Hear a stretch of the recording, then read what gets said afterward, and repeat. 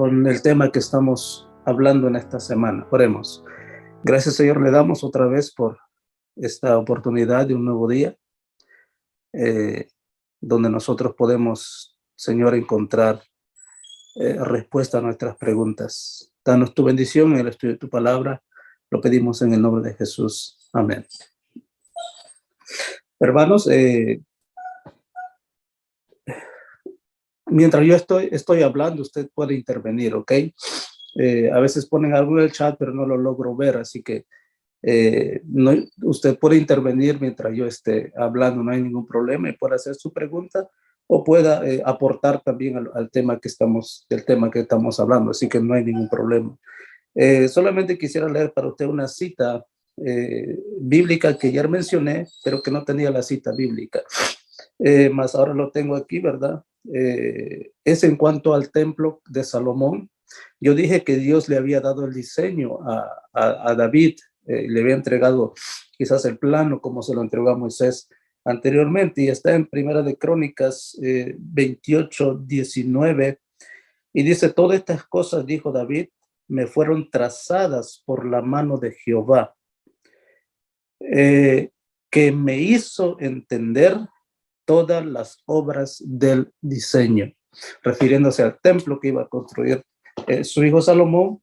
Recordemos que él tenía el deseo de construir el templo, pero Dios no se lo permitió, ¿verdad?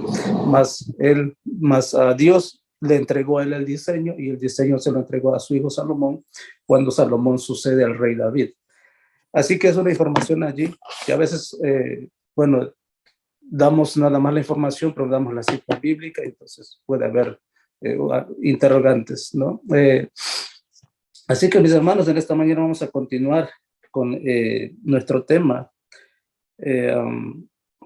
Vamos en este momento a ver la historia del pueblo de Israel, cómo Dios desde un principio hizo un pacto con el pueblo para entender la destrucción de Jerusalén en el año 70. Tenemos que entender por qué fue destruido, y también por qué es lo que llevó también a la primera destrucción del templo que Salomón había construido.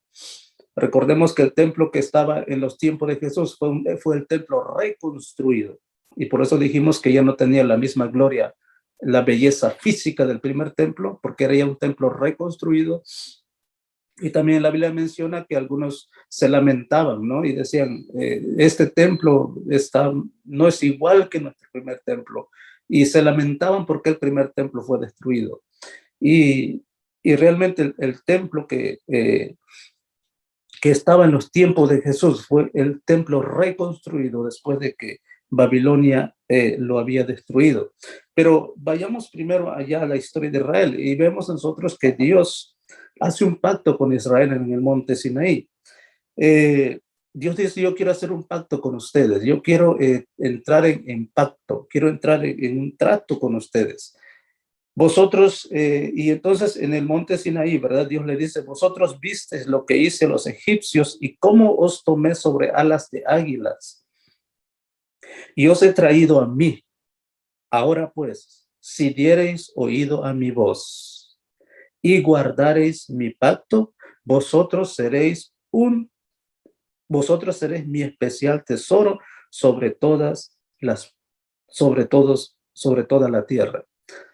El pacto tiene condiciones. El pacto tiene estas condiciones. Yo voy a ser, dice Dios, ¿verdad? Su Dios. Ustedes van a ser un especial tesoro para mí sobre todos los pueblos. Vosotros me seréis un reino de sacerdotes y gente santa. Esas son las características de ese pueblo. Pero había una condición. Para que este pueblo llegase a ser gente santa, un tesoro especial para Dios, un reino de sacerdotes, dice el Señor: si diereis oído a mi voz y guardareis mi pacto.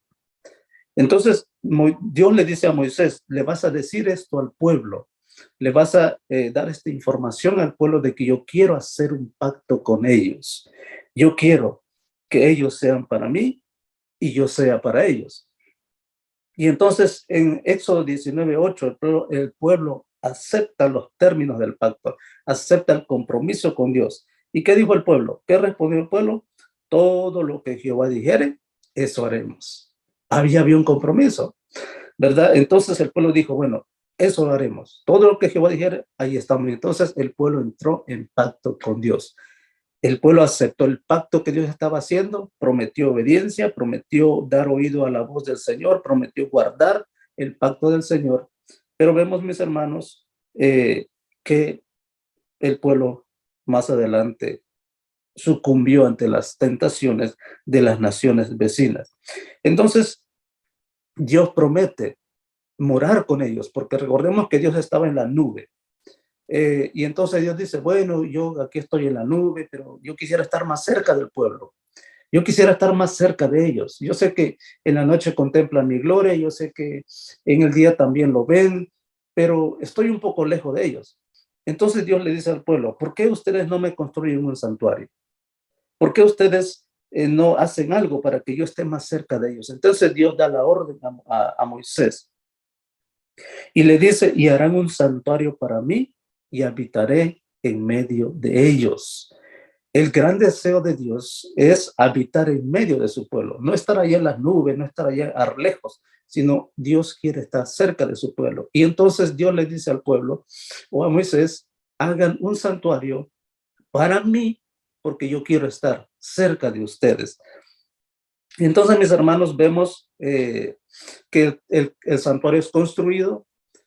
Dios también da el diseño a Moisés, cómo va a ser los utensilios, todo el diseño del santuario, exterior, interior, su longitud, todas esas cosas Dios le entrega a Moisés. Y entonces se erige el santuario. Y cuando el santuario es levantado y todos los utensilios están en su lugar, entonces, ¿qué pasa? En Éxodo 40:34 al 35 sucede algo maravilloso. En la presencia de Dios, que lo dijimos en los días, en las otras presentaciones, que también se conoce como la Shekinah. Cuando el santuario está erigido y está todo listo, la presencia de Dios desciende sobre el santuario. Entonces una nube cubrió el tabernáculo de reunión y la gloria de Jehová llenó el tabernáculo. ¿Cuál fue lo que vino? La gloria de Jehová. Recordemos esa frase, la gloria de Jehová vino sobre el tabernáculo y no podía Moisés entrar en el tabernáculo de reunión porque la nube estaba sobre él y la gloria de Jehová lo llenaba. La gloria de Jehová representa la presencia de Dios, invisible a los ojos del pueblo, porque no podían ver a Dios en persona, ¿verdad? Recordemos que en una ocasión Moisés le dice a Dios, yo quiero ver tu rostro, yo quiero verte. Hemos estado mucho tiempo conversando, pero yo quiero verte, ¿verdad? Y entonces Dios le dice, no hay hombre pecador que pueda ver a Dios y viva. Y entonces desciende la gloria de Dios en esa ocasión. Y también, mis hermanos, después de mucho tiempo de estar andando por el desierto, se construye un templo que iba a estar ya asentado, no iba a ser más movible. Y es lo que conocemos como el templo de Salomón, pero realmente no es el templo de Salomón, es el templo que también Dios diseñó, ¿verdad? Para su servicio, para que él pudiera también estar permanentemente en el pueblo. Y también sucedió lo mismo, como lo dijimos anteriormente, y cuando los sacerdotes salieron del santuario, cuando fue inaugurado el templo que Salomón construyó, y cuando los sacerdotes salieron del santuario, según Primera de Reyes 8:10 al 11, la nube llenó la casa de Jehová, y los sacerdotes no pudieron permanecer para ministrar por causa de la nube, porque la gloria de Jehová había llenado la casa de Jehová. Entonces, nuevamente la presencia de Dios desciende sobre ese santuario, ese templo que Salomón ha construido. Es importante que la presencia de Dios esté en el templo Y Dios, en promesa del pacto que hace con el pueblo de habitar con ellos, Dios cumple su parte. Dios cumple lo que promete. Dice, construye mi santuario y yo voy a habitar allí. Con Salomón también, yo voy a estar ahí, y Dios cumple su promesa y desciende la gloria del Señor, la que conocemos como la Shekinah, ¿verdad? En esos dos santuarios que se habían construido. Pero ¿qué pasa? Mis hermanos, por mucho tiempo, Israel, en vez de ser obediente a Dios, escribió una historia de apostasía, de infidelidad. No cumplieron con el pacto. Aquella palabra que dijeron, sí lo haremos, fue una expresión solamente de los labios, pero no salió del corazón. Y dice aquí voy a leer una cita bíblica que está en 2 Crónicas 36, 14 al 16. También todos los principales sacerdotes y el pueblo aumentaron la iniquidad, siguiendo todas las abominaciones de las naciones y contaminando la casa de Jehová, la cual él había santificado en Jerusalén. Ahora nosotros podemos darnos cuenta por qué el templo que Salomón construyó fue destruido por los babilonios. ¿Por qué? Porque el pueblo lo contaminó, porque los sacerdotes y el pueblo aumentaron la iniquidad, siguiendo las abominaciones de las naciones y contaminando la casa de Jehová, la cual él había santificado en Jerusalén. Algo santo, perteneciente a Dios, el pueblo y los sacerdotes lo contaminaron. Y Jehová, el Dios de sus padres, envió constantemente palabras a ellos por medio de sus mensajeros, porque él tenía misericordia de su pueblo y de su habitación. Mas ellos hacían escarnio de los mensajeros de Dios y menospreciaban sus palabras, burlándose de sus profetas, hasta que subió la ira de Jehová contra su pueblo y no hubo ya remedio. ¿Se acuerdan del llanto de Jesús sobre Jerusalén? ¿Cuál fue el llanto de Jesús sobre Jerusalén? Jerusalén, que matas a los profetas y apedreas a los que te son enviados. ¿Cuántas veces quise juntar tus polluelos como la gallina junta sus polluelos debajo de sus alas y no quisiste? Eso no solamente fue en el tiempo de Jesús, eso era toda la historia del pueblo de Israel, porque aquí está en 2 de Crónicas. Dice que él, ¿verdad?, envió mensajeros, tenía misericordia de su pueblo, tenía compasión de su habitación, pero ellos hacían escarnio de los mensajeros, menospreciaban sus palabras, se burlaban de los profetas, hasta que subió la ira de Jehová contra su pueblo y no hubo ya remedio. Entonces, mis hermanos, el templo fue destruido. Por eso el templo en los tiempos antiguos, en el Antiguo Testamento, estamos hablando del Antiguo Testamento, por eso es que el templo fue destruido, por las abominaciones que el pueblo había cometido delante de Dios. Entonces, es Dios, entonces usa un término. Recordemos que en el pacto que Dios hace con el pueblo, Dios hace la promesa, Dios hace el pacto y el pueblo acepta las condiciones del pacto. Es más o menos como un matrimonio, ¿verdad? El pacto es una decisión voluntaria.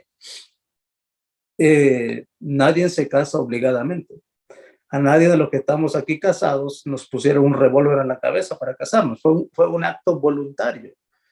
Y es lo mismo que sucedió con Israel. Dios hace el pacto y el pueblo acepta las condiciones del pacto.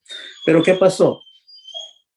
En ese matrimonio espiritual, Israel falló, ¿verdad? Por eso allá en el libro de Ezequiel 16:15, dice así: pero confiaste en tu hermosura y te prostituiste a causa de tu renombre y derramaste tus fornicaciones a cuantos pasaron. Suya eras, y con todas tus abominaciones y tus fornicaciones no te has acordado de los días de tu juventud, cuando estabas desnuda y descubierta, cuando estabas envuelta en tu sangre, cuando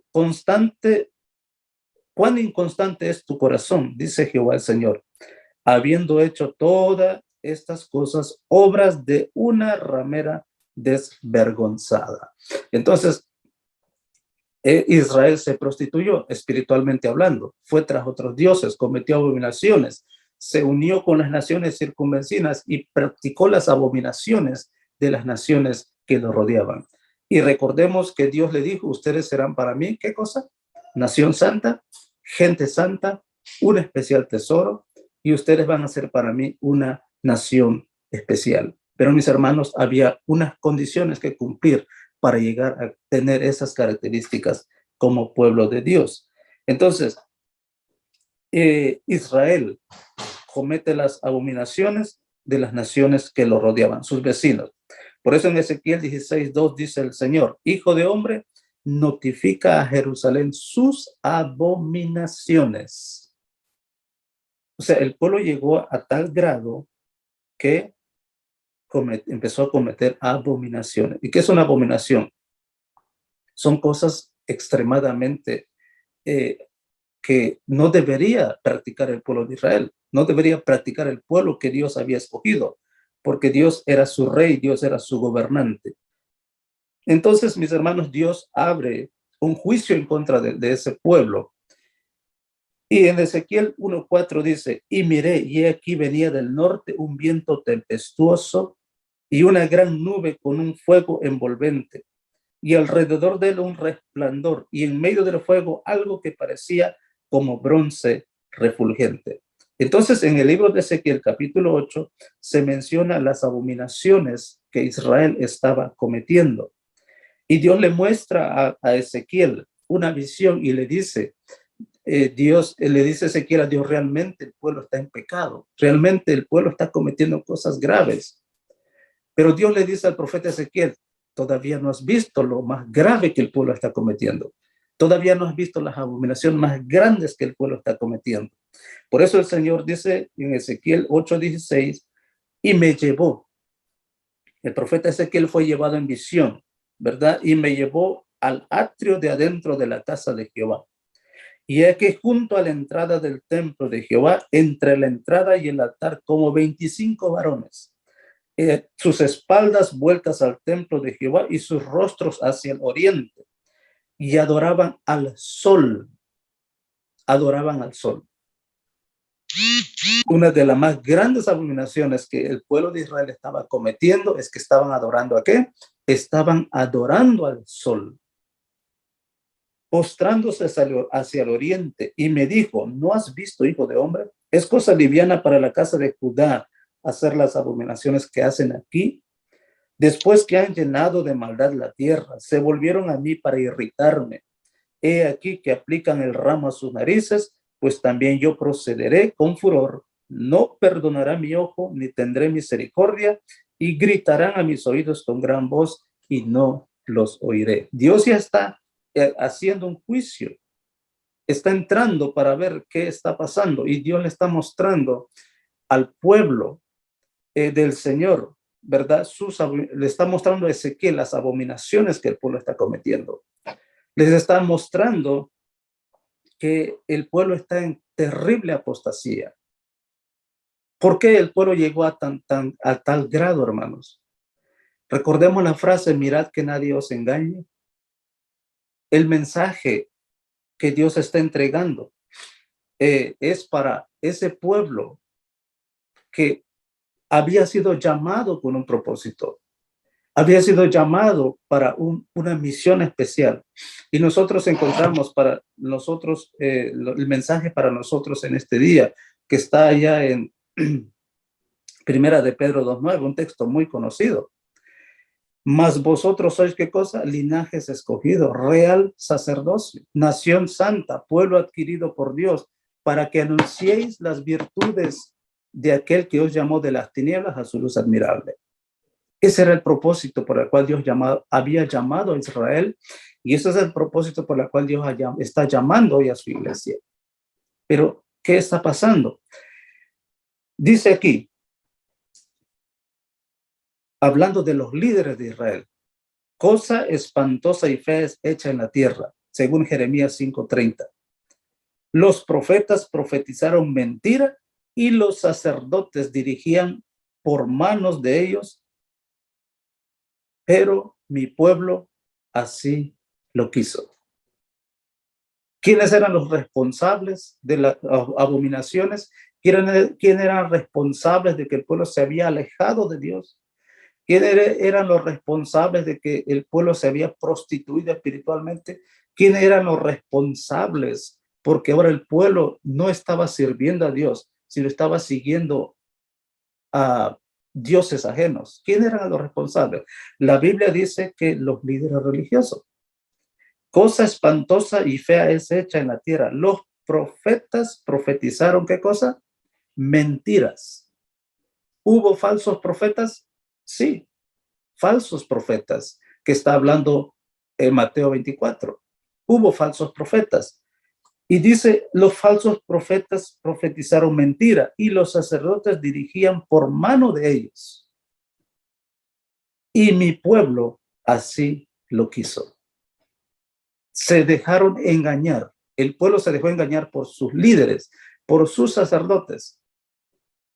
Mirad que nadie os engañe. Como decíamos al principio, no vendrán gente de afuera para engañar al pueblo. Estarán dentro del redil, estarán dentro del grupo. Y entonces, mis hermanos, tengamos cuidado. Satanás es un ser astuto. Si él pudo engañar a la tercera parte de los ángeles, seres santos, seres excelsos, si él pudo traerse consigo una tercera parte de los ángeles, ángeles que vivían en la presencia de Dios, puros, perfectos, si él nos pudo engañar a ellos, ¿será que nos podrá engañar a nosotros? Por eso no debemos confiarnos en el tiempo que tenemos en la iglesia. No debemos confiarnos en nuestro conocimiento. No debemos confiar en que sabemos las 28 doctrinas o de la iglesia. No debemos confiar en que podemos vencer a Satanás. Se trajo, mis hermanos, a seres santos, perfectos, puros. ¿Qué será de nosotros? ¿Qué será de nosotros? Así que el pueblo estaba así por la culpa de los sacerdotes, de los dirigentes, de los principales, pero el pueblo así lo quiso. ¿Qué dijo el pueblo? Bueno, está bien, lo que él está diciendo es correcto. Yo creo que estamos en un tiempo en que debemos abrirnos, debemos tener, como dice, mente abierta y debemos aceptar las cosas, no pasa nada. Al fin y al cabo, él es un gran orador, es un gran predicador, es un famoso predicador. Mis hermanos, tengamos cuidado. Nuestra regla de fe no debe estar basado en las ideas y los conceptos de los hombres. Maldito el hombre que confía en el hombre, dijo el Señor.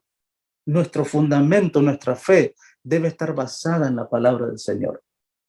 Mi creencia debe estar basada en la palabra del Señor, pero no solamente allí, sino mi comunión con Dios debe ser una comunión constante, permanente, para yo no ser engañado en los días finales. Vamos a terminar aquí, mis hermanos. Yo no sé si a ustedes se le va muy rápido el tiempo, pero a mí se me va muy rápido el tiempo. Parece que tengo 2 minutos, pero ya estamos a 2 minutos para las 6. Así que, mis hermanos, hoy dimos la introducción para entender qué pasó con Jerusalén. Porque aquel templo también fue destruido, ¿sí? No tenemos tiempo para dialogar directamente.